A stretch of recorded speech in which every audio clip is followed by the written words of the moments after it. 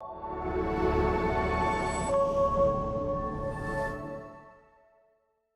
I literally was so burnt out, and I couldn't do it anymore. Like, I was just like, is this what my life is as an Indigenous person? It's either blatant racism or tokenism. Is that like what I have to look forward to? Yeah, I kind of just like, I was so exhausted, and I was still Christian. I went to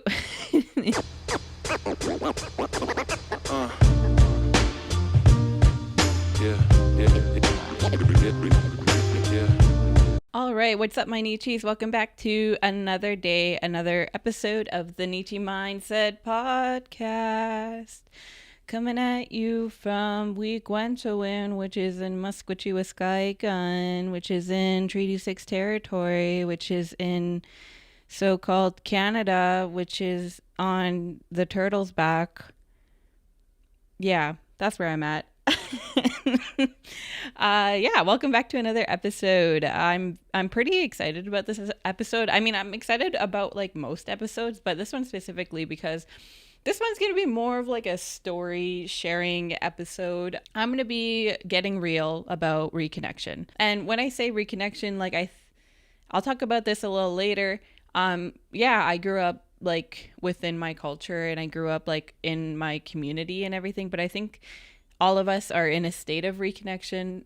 But yeah, I'll get kind of like more into like my own journey with reconnection and like what that kind of like looked like and what it means to me to reconnect. So this is going to be just like kind of me sharing story, I guess. And like, I mean, story sharing is such an important way that we convey like our knowledge. I mean, that's one of the main ways that Indigenous nations like conveyed knowledge, like passed down knowledge, was through stories and story sharing. And there's a reason why. Like, stories are incredibly powerful. Stories change the world. And I'm not just saying that because I am a professional story sharer, I guess you can call it. I'm a writer, I'm an author, and I guess a podcaster now, as well as a bunch of other things I do. I have a lot of interest. Okay, moving on. So today I'm going to be kind of digging in a little bit into my own story and path and journey to reconnection and what that kind of looks like for a kid who did grow up in their community and within their culture. And along the way, you're going to learn more things about me, the way I grew up, and also just maybe getting some tips about how you can seek reconnection if you yourself feel a little disconnected from your culture, from your heritage. I don't really like saying that. It sounds weirdly colonial, but like to your ancestors. Now that sounds really Neechie. Okay. I want to thank you so much for coming on this journey with me today and logging back in. Well, you're not logging back in anywhere. You're just logging back into this connection that I have with you through this camera lens and your ears. Okay. Yeah, I guess without further ado, let's just get right into it. Like, I'm a yapper. I always like feel like I need to extend the intro for some reason, like just in case like I ran out of steam or things to say, but I really never do. In fact, I have way more than I should say and like have scripted to say. Not that I like script every single word. I just kind of put like a few. I'm a pantser. I'm not a planner. Is that what it is? No, plotter. I'm a pantser. I'm not a plotter. And what that means in the writing world, a little sneak peek into being an author, is that like a pantser is someone who literally just like writes, like no plan, just vibes. Pantser. That's me. So when I say I script these episodes, like I just literally write down like a few key concepts that I kind of want to touch on. Everything else I'm just freestyling. And then there's a plotter. Like that's people who, like, that would be like if I were reading like, what are those like things called? Like when they read it, like, you know, like Star Wars at the beginning of Star Wars, scroll readers. I don't know what they're called actually. Have I ever used one of those? I feel like I have at one point. Or maybe I just had a dream about it. No, I have. Yes, I definitely have. What was I talking about? Reconnection. Yes. All right. Back on track. Let's do this. Okay. So I was born from a young age. I don't know how to start the story. I guess from the beginning. Anyways, I'm Métis. I'm also Cree. I'll explain that a little bit more later. And I have a little bit of Nakota Sioux in me, apparently. So that's kind of fun. Great. Fantastic. We're starting off so strong. My God, sorry if my throat like kind of sounds a bit like raunchy. Nope, not ranchy. No, what was it? Rough and rank at the same time. It just tends to do that. Like I get like phlegmy after I go for runs. I don't really know why. I think it's just like my lungs like to do that. It's kind of like how like I can't really breathe super great through my nose either, which is exasperated actually like when I run. And so it's so embarrassing because like I don't like running in public really, because I like in order to like breathe, like you know, like when you stop running and you're like ooh, ooh, yeah, I have to like literally, for my viewers who are not viewing but more so listening, I am lifting up my nostril with my finger. That's the only way I could breathe through my nose. And I feel so bad too because I feel like I'm a heavy breather on this podcast too. Oh my God, get back on track. I've said 3 things so far. I've said I'm Métis, I'm Cree, and I have a bit of Nakota Sioux. What am I talking about right now? Okay, cool. I grew up between a mix of different places. I traveled around a lot. I grew up mainly in the care of my mother. And for the first 6 years of my life, we lived in Edmonton. I was born in Edmonton. A Musqueam if you're nasty. But I was born here and I was raised for like the first 6 years of my life here. And then we moved to East Prairie. And East Prairie Métis settlement is in the middle of nowhere. And I'm not even kidding when I say like if you're Neechie, you know, right? Like the reserves and the settlements are like just literally in the middle of nowhere. Like there's just like there's bush and then there's road and that's all you have. Yeah, so it quite literally, and it's funny because like I try to explain that to my friend who grew up in San Diego, California, and she was like, "There's no way like it could be in the middle of nowhere," and I was like, "It really is." Like she's like, "No, like that doesn't seem like you know like there must have been like a city near you," and I was like, "Nope." No, there was not. And we were joking about her come to visit me. We went to Greece together this year, and we were joking that she's going to come visit me in East Prairie because she's doing a world tour. And I literally sent her like a screenshot of East Prairie and where it is. And there's like, and it's just like green, like, you know, on Google Maps when it's just green for like forest. Yeah, it's just green. And that's East Prairie Métis settlement. I moved there when I was around 6. I think we moved into my grandpa's house. And mind you, I have a set of grandparents where I say grandpa and grandma. And then I have a set of grandparents who I call cook 'em and mush 'em. Anyone else like that? I don't know why. We're all native. I don't know why. Like one set of my parents is like one set of my grandparents is like grandma and grandpa, and the other is cook 'em and mush 'em. I don't know. Anyways, yeah, and I and I talk about this a little bit in I think the first episode introducing me. I met my family basically and my siblings. Like I got to know like the wide birth of children that there was that were my siblings. And I met my cousins and everything. I was just, you know, like I was there. I was chilling. I was like a city kid. Not really. I was 6 years old. But yeah, we moved to the bush and I was still living with my mother. And so growing up, I think I had a lot more of a complicated relationship with my mother for reasons that stem largely from religion. My mom converted to Christianity when I was a kid or like when I was born. Yeah, she got one good look at me and was like, I need God.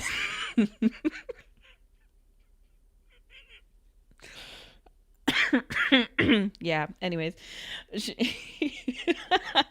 Yeah, so she converted to Christianity when I was a kid, and I don't know her reasonings why or what happened or if there was any inciting incident for that, but that's what happened.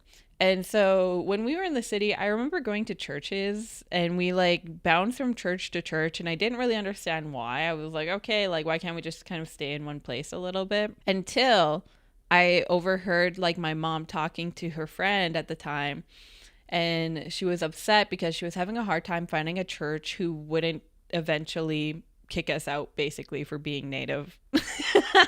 Like we just were experiencing so much racism in each church, and then my mom would just like move us, you know. Isn't that crazy? I feel like that should be a sign that maybe that's not the community. But yeah, anyway, so we moved from church to church to church, and yeah, I took the cracker and the juice, the bread and the blood. I don't know why, it slips my mind all the time. I literally like studied the Bible at one point in my life. Like I went to a school for it. Anyways, but yeah, that's how I grew up. And so when we moved to East Prairie, and I started going to school in East Prairie, and we had a really cool, I mean, it was cool like while I was a kid, it was new still. So there was still like hopes and dreams tied to this school. But I went to this school, and this is the way I like to explain my identity, because I'm Métis, but the Métis settlements in Alberta mix are like a lot different than like urban Métis like scattered throughout like Canada. And that's because we are no different than our treaty relatives like on the res is and whatever. Our day-to-day life not different at all. Socioeconomic problems not different at all. So I didn't really understand what it meant like to be Métis, because I grew up the same way my cousins in like Sucker Creek grew up. You know, like we all grew up the same, and we spoke the same language. We did the same ceremony, went to the same round dances and powwows and stuff. And I didn't really understand what Métis meant. I was like, okay, it's like a fancy word. I don't know. Yeah, so the Métis settlements in northern, like scattered, there's 8 Métis settlements in Alberta. And we did a lot of like intermixing with the reserves around us. In the school, I learned Cree. Like I had Cree classes in the morning, and then I did jigging lessons in the afternoon. And that's the way I kind of describe my identity, because when I say Métis, people don't understand that I'm settlement Métis, which is kind of different than other Métis. Like I don't speak Michif. I didn't grow up hearing like about like Métis stories or whatever and stuff. I grew up like speaking Cree, doing Cree ceremonies, and hearing Cree stories. Yeah. So I don't know. We're just slapping on a big I don't know sticker there. And it's been funny because like in my adult life I've been learning more about my Métis identity, honestly. But we're gonna get into that later. I'm jumping ahead. So I went to school. Yeah, it was like a really great settlement school for a while. Like again, we did Cree lessons, we did jigging lessons. Whenever there was like a dance or anything, we did that like classic native song. Please tell me if you remember this, my Neechies. When it's like, go my son, go and climb the mountain, go my son. Do you remember that? Yeah, we did that. And like we would drink like Laboom tea. I can only remember the Michif, actually. I say I don't speak Michif. That's the only way I know that tea's name, but my dad actually just says the Cree name, and he's like, we don't call it Laboom, we call it this and everything. I was like, oh, okay. Anyways, I don't remember what the Cree word is. I'm learning Cree, okay? And I've been learning Cree my entire life, but I just don't remember the term for that specific tea. It's very good though. And then back on track for the story, I went to school. I was kind of learning like more and just getting more comfortable in my culture, I guess.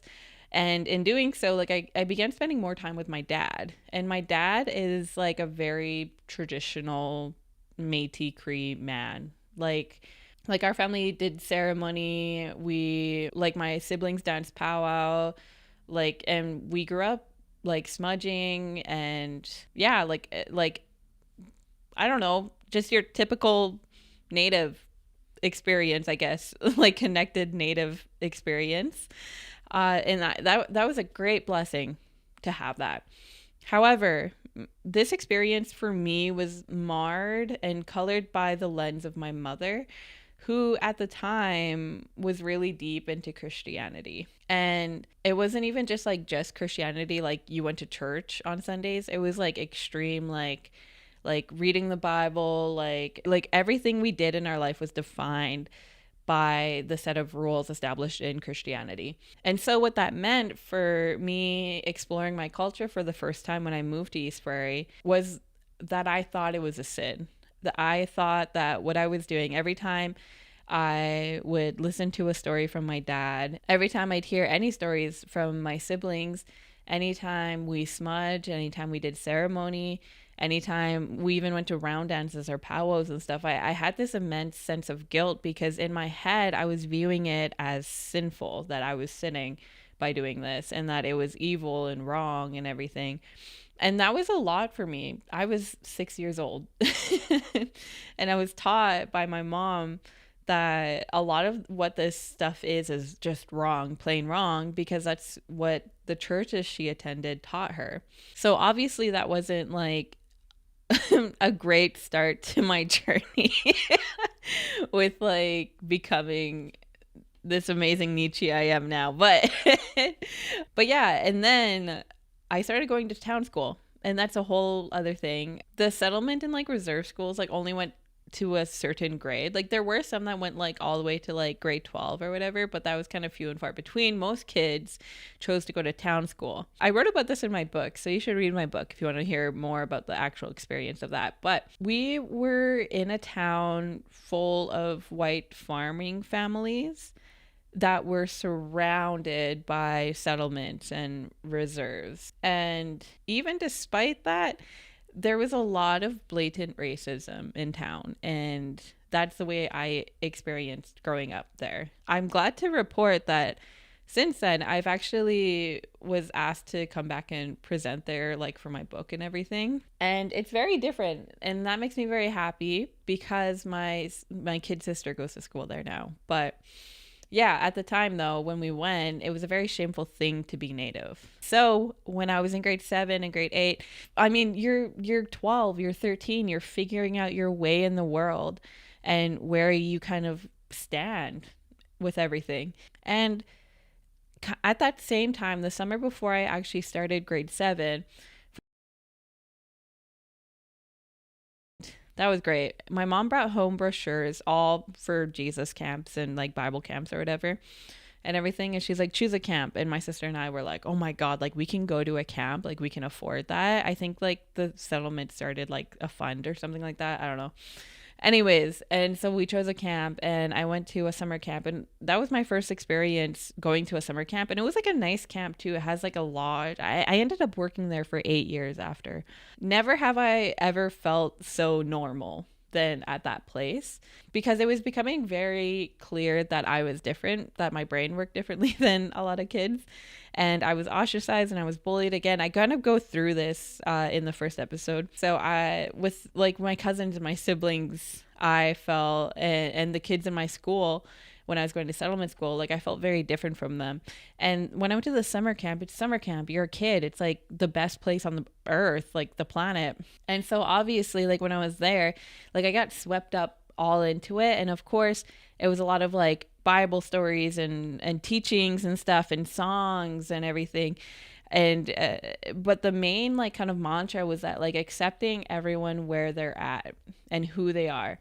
And that was the first time I ever felt that. And so going into grade 7, I kind of started getting in like into the Christianity kick a little bit. And that tied with like the fact that in this town, like it was shameful to be Native, and like we were followed in stores. We were like put into like higher needs classes automatically just because we were Native. Like even at one point, like in grade 7 or 8, like I saw a teacher put his hands on like a Native kid because he was like misbehaving. And yeah, anyways, that's like so far off the point. I began to kind of reject my Indigenous identity because, you know, like I was being told not only just by the people around me, the kids around me, but also the teachers themselves, that being Native is like something that holds you back, that like Native people don't really make it very far. And then they begin telling you all these statistics about like being Native, and not only that, but being a Native woman, like a femme presenting Native person too. They start telling you all these like scary statistics. And so you're 12, you're 13, you're 14, and you're figuring out who you are. And it seems so scary, because why would you choose to be this thing why would you choose to be Native when you're constantly told that Native people are bad or lazy, are addicts and everything, and they won't ever go anywhere? And like a teacher literally told me that because I was Native. And so when the kids began asking, they'd be like, oh, are you Native? And I literally would be like, yeah, I mean, I guess, but like I'm pretty much like not. Like, that's what I would say. I want to slap 12-year-old Brittany a little bit.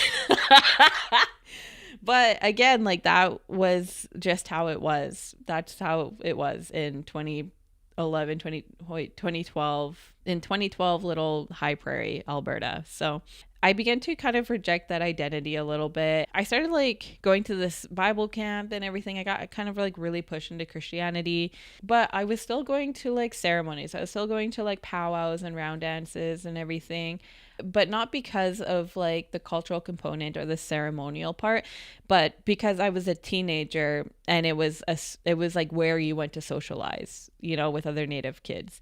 Yeah, so I was like one of those kids that like spent most of my time out, not actually watching the dances, but like just like walking circles around and around. Like I would walk all day, every day for like around the circle, look at all the vendors, pretend I was like buying something. I'd get like Bannock burgers and like, oh God, I want a Bannock burger so bad right now. Yeah, and like those $5 like lemonades and everything. And I would never like actually watch the dancing itself and everything. I was just like too busy trying to be cool and being a shy girl.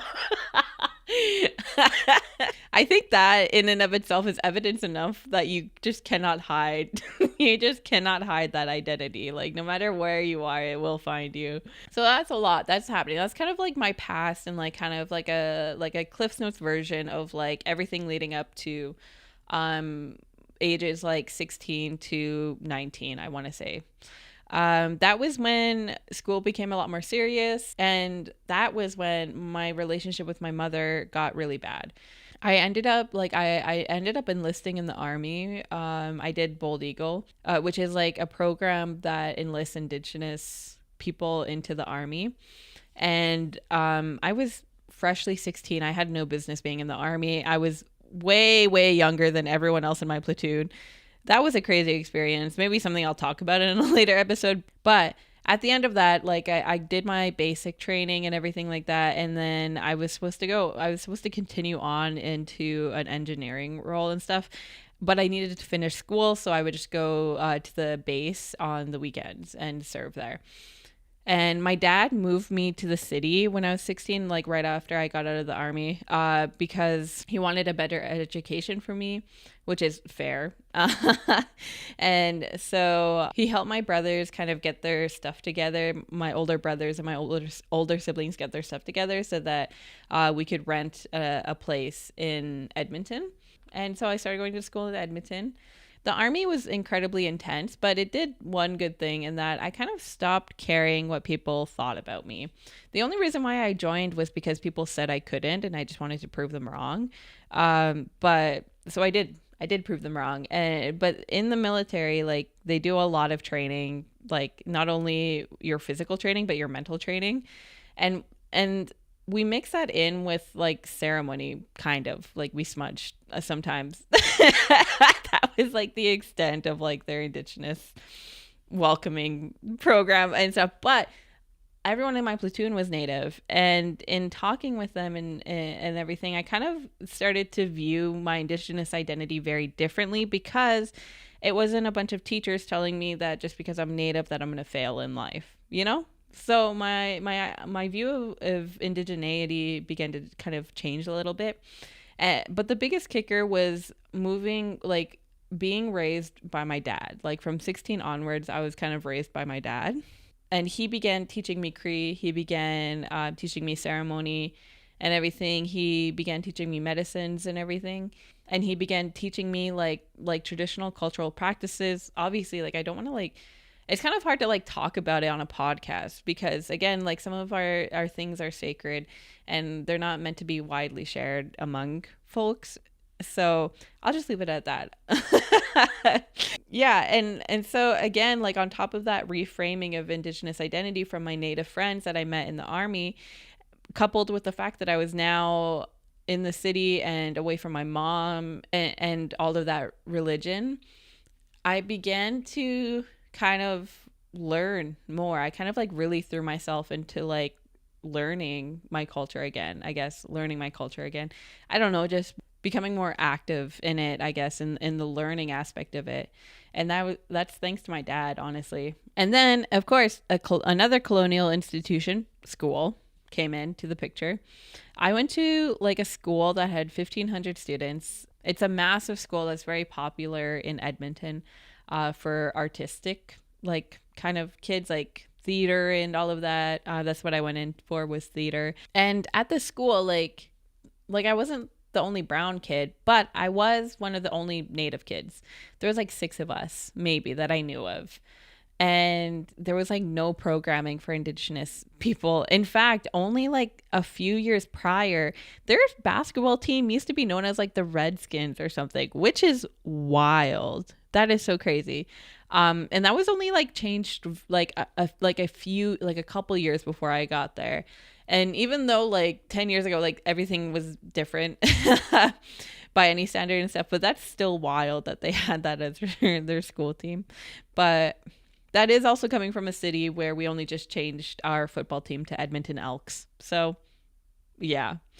Anyways, when I was in high school and I moved to the city, I wasn't so much dealing with blatant racism anymore as I was back in that small farming town. Now it was microaggressions that I didn't understand was just an extension of prejudice, against Indigenous people. So what this looked like in school was that basically anytime they needed like diversity, they would talk to me. They would come find me. They would ask me to like translate like things into Cree. They would ask me to like speak Cree at like this thing. They would ask me to do presentations for the younger classes and anything that needed a Native. Like I was like the one they called. And I even had a hand in establishing their Indigenous programming, family programming within the school. So that's like they have like an Indigenous family night. They have like a cooking club. They have like things like that, like to kind of like promote like Indigenous pride, I guess. I don't know. And I even had a hand in creating the Aboriginal 30 curriculum for the school. Like I was working a full-time job while I was also doing high school. And yeah, so I learned firsthand about tokenism. And I didn't really understand why I felt so frustrated by all of this. Because, like on paper, these are great opportunities. But for some reason, I was angry because it seemed like the only time I was chosen for projects was when they needed a Native person. It wasn't because of my talent. It wasn't because of my abilities or my skill set. It was simply because I was Native. Of course, I eventually paid them back a little bit with my first moment of internet fame, I guess. This is the first touch of it. Touch of it? I don't like that I said it like that. Because they constantly asked me to like translate things into Cree. Even at my graduation ceremony, like this teacher, this Muniowak teacher made like this poem that sounded very Native. And they're like, oh, this is beautiful. Brittany, can you translate it into Cree? Yeah, so me and this other kid read it, and he read it in English, and then I read it in Cree. Yeah. Anyways, so when it came to our yearbook quotes, we had to like submit our yearbook quote and everything. And because for years at this point, they had just entrusted me that everything I was saying about like Métis and Cree culture was just true. I said, Wheatchisk is Cree for never give up. And I submitted that as my quote. And no one like double checked it or anything. It's still one of my proudest moments. I didn't know if some like they were gonna be like, oh, maybe we should Google it or anything like that. Nope, they just wholly trusted me. Anyways, for my non-Cree speakers out there, Winchisk means dirty bum, like dirty butt. You have a dirty butt. And they printed that. But yeah, anyways, I got exhausted. I was obviously exhausted by the end of school. And again, my view of indigeneity was framed through another colonial lens of tokenism, of being used and abused like that by institutions, by people who are supposed to be looking after me, like authority figures in my life. And I was so exhausted. Like I was exhausted because I just finished school, but I literally was so burnt out, and I couldn't do it anymore. Like I was just like, is this what my life is as an Indigenous person? It's either blatant racism or tokenism. Is that like what I have to look forward to? Yeah, I kind of just like, I was so exhausted, and I was still Christian. I went to I don't regret many things in life. In fact, I don't think I regret anything. But if there was one thing that is the closest I can get to regret, it would be the fact that I went on a missions trip. Yeah.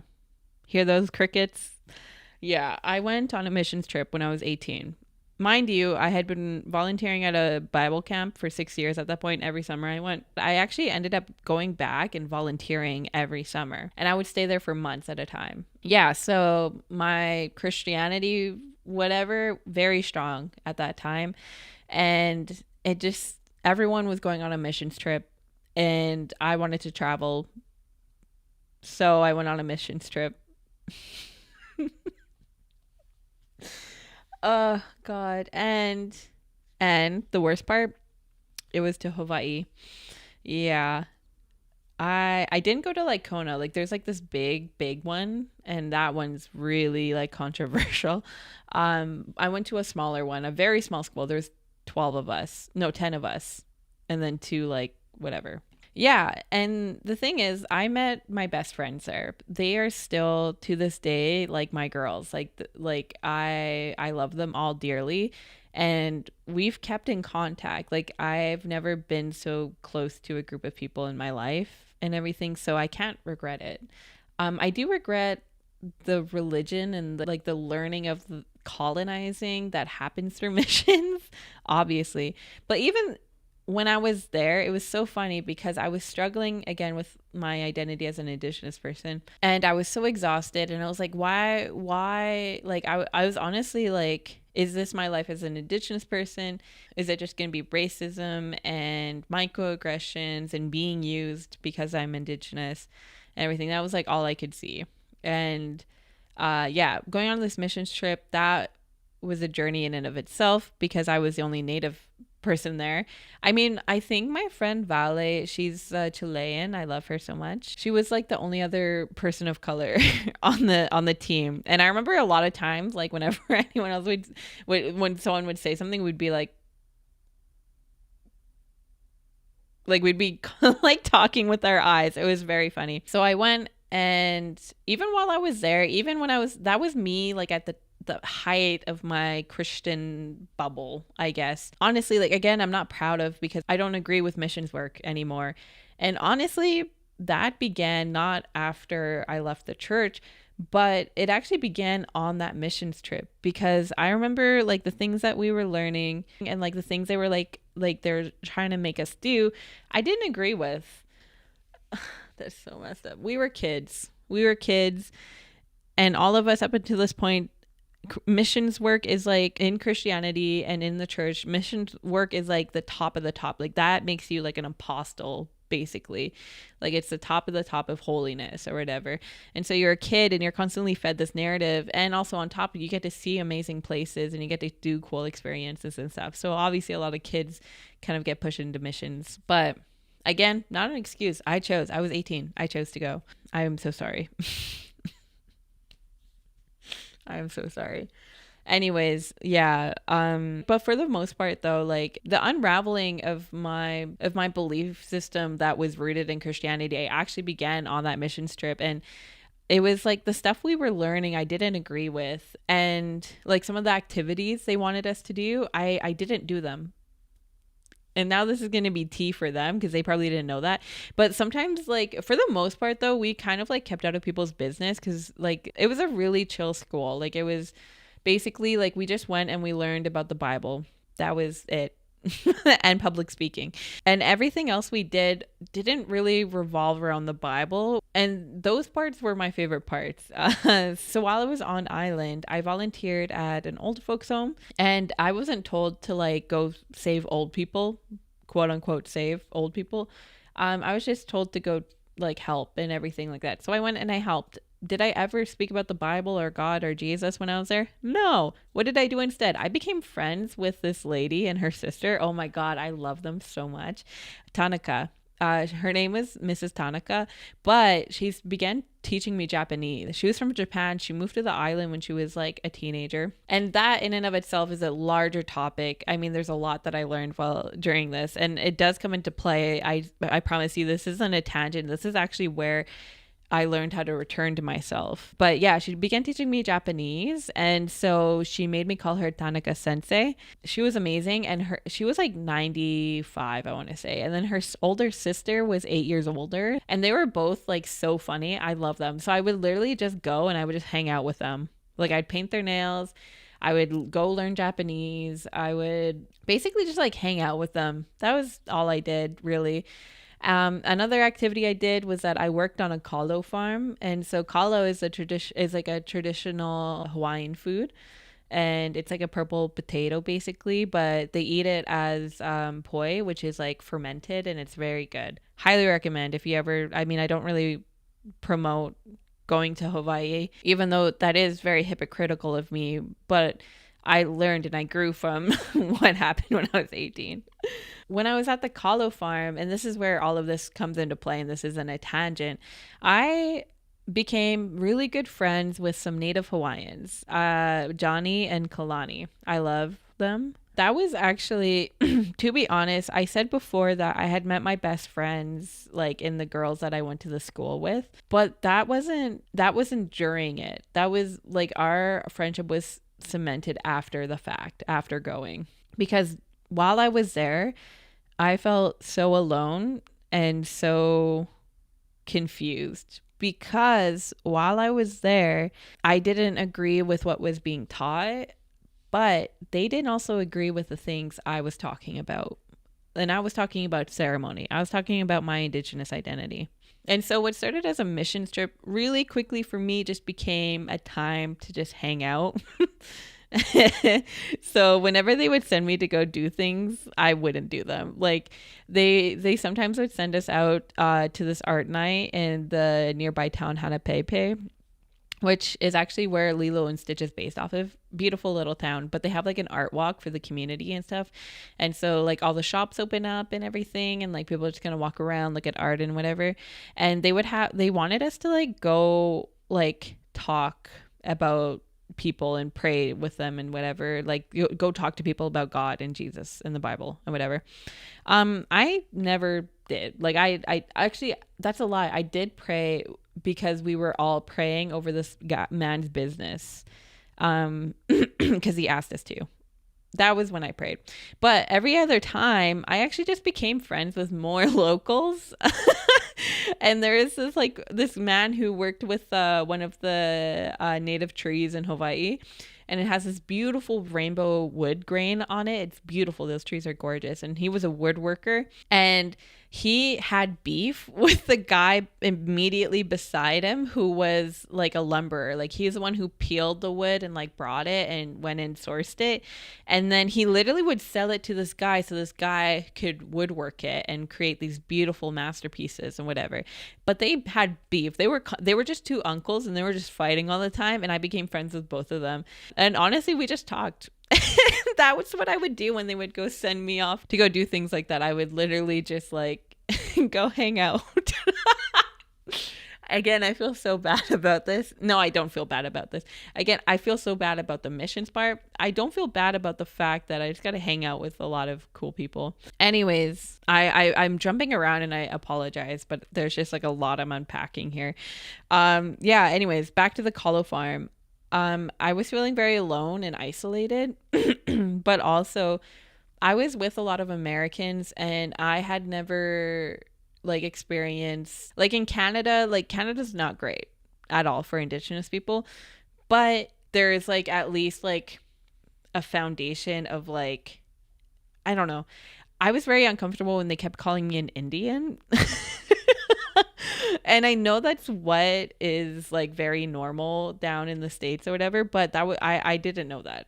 I was 18 and I was from so-called Canada and everything. Indian was a slur to me, and that's what they kept calling me. Yeah, and I remember I told them and I was like, yeah, like that's a really outdated term for Indigenous people, actually. Like, we're Indigenous. And they're like, that's such a long word to say. There was things like that. And of course, eventually their minds and their hearts did open up and they did learn. They did learn eventually. But at first, I just felt so alone because I was the only brown one there. And so when I met Johnny and Kalani at the Colo farm, and Johnny and I, when we were like harvesting the colo or whatever, he began to tell me just like stories, and we just began talking about being Native. And I found so much similarity in our struggles that I hadn't yet found with another person. And not only did we like talk about the struggles of being Native, but we also just shared stories from each of our like cultures or whatever. Like, I learned about Menehune, which are little people. So we have little people, and so do they, but they call them Menehune. And yeah, so anyways, I learned like stories and everything, and we would talk about like land and sovereignty and everything, because there's this big push for Indigenous sovereignty in Hawaii, because a lot of people who move to the island, they push out the Indigenous population through gentrification. The sky high prices that Hawaii is very known for now and stuff. Like, imagine you're Indigenous and you're trying to just live and exist on your ancestral land, and you can't afford to. And that's an experience that a lot of them are going through. So we talked about that. We talked about sovereignty, and I just found such kinship with what I like, everything I was hearing. And then I just continued to like meet more and more locals, and I had like really cool opportunities there to like continue to learn and to talk with like not only like their young people, but also their elders, and to learn stories and everything, because I was brown. And I know when I say I'm brown, and I really like am very pale, but when you get me under a sun at the equator, like I get very brown very quickly. Anyways, and so like I was just invited into a lot more spaces that like the other people in the school weren't, simply because I was Native.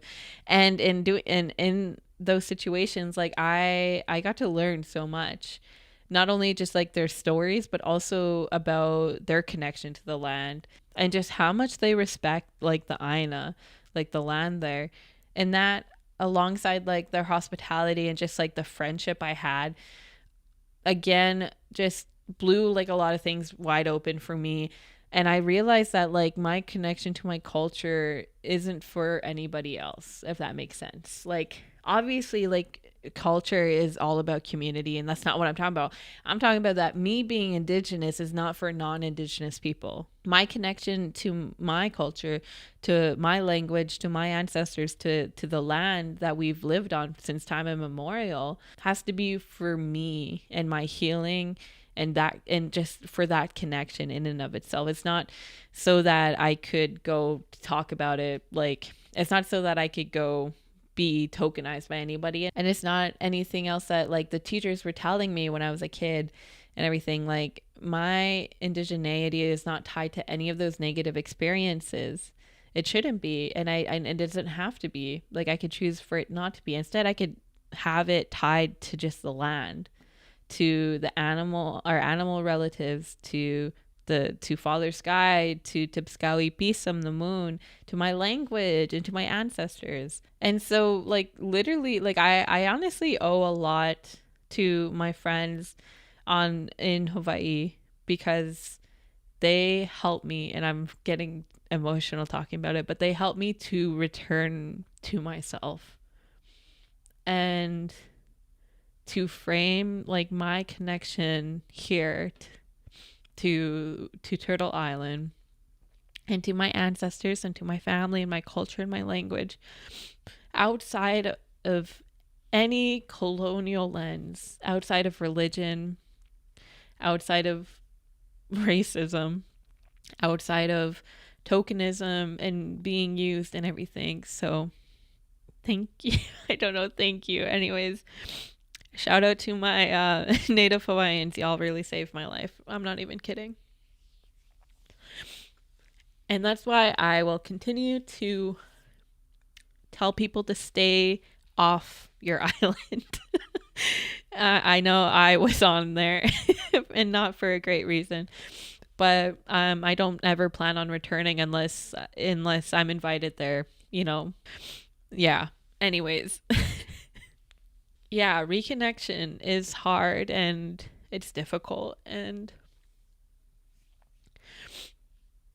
it's not linear, you know, like there was so much in my life that happened and that I was taught and I was told that stopped me from that stopped me from being proud of being Indigenous. And it's probably the same for you. And that's why when I'm talking about reconnection, like I did grow up in my culture and in my community, but I didn't really understand it really. And that's because there's just so many things that happened that like separated me from that experience, you know, being positive. Um and honestly, all of it, everything that I went through had to do with colonization, and it had to do with this world that we live in. It has to do with the fact that, you know, my mother converted to Christianity, and that is a result of intergenerational trauma, and that was because of residential school, you know, and honestly the foster care system as well, which is just a new way for them to scoop our children. So there's just like pain on that side as well, of like my mom turning to religion, and then that kind of like forming my view around indigeneity in my culture. But on the other side too, my dad went to Indian day school. Like he went to residential school, and so did my kokum. And they both are fluent Cree speakers. And my dad, it took some time for him as well, but he returned and he taught me, like, and he teaches me to this day amazing things about being Métis, about being Cree. Métis Cree. Again, I don't know. I get confused. I'm Métis. We just speak Cree. Like, and I grew up Cree. But yeah, I think we're all in a state of reconnection because that was just my parents. That was one, I'm one generation out from that. I'm the generation out from that. And so are you. And so we are all in a state of reconnection.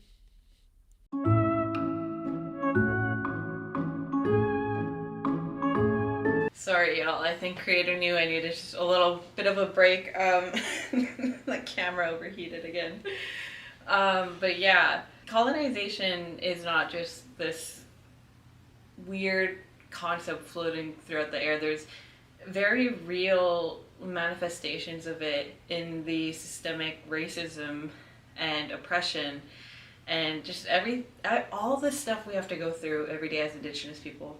And so in a sense, we all have to do some reconnecting. And then even within our own cultural practices, there's a need for reconnection as well, because, you know, like colonization and church values have infiltrated our own ceremonies. And that's something I'm learning too more and more every day as a two-spirit individual. And in that sense of reconnection, there's reclamation of that identity that has been continually stripped from the people who came before you. And again, we're only one generation out.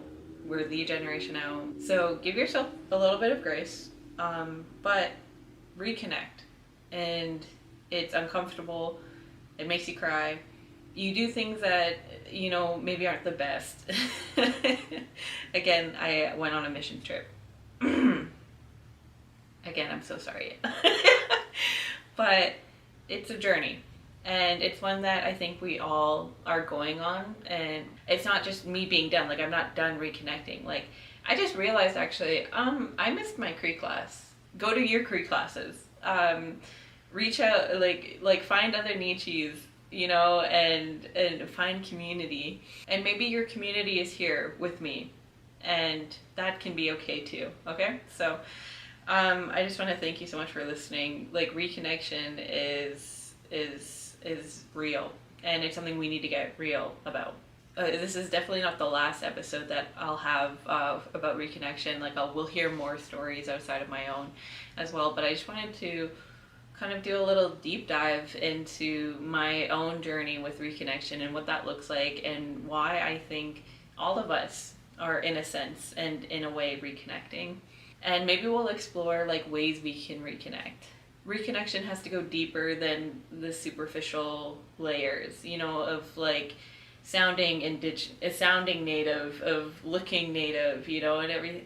It needs to go much deeper than that. It needs to, I mean, you're rebuilding your roots, and roots go far into the earth, but like trees, they connect you everywhere. So yeah, thank you so much for listening, for being here with me, and for giving me maybe a little grace, because again, there are some things in my story that I'm not super gung-ho to like talk about, like, again, rejecting my identity and like when I was like 12, and then again, in a sense, rejecting my identity through these different actions and everything I did. But anyways, that's all I have to say about that, I guess, for today. Have I figured out a good outro yet? No.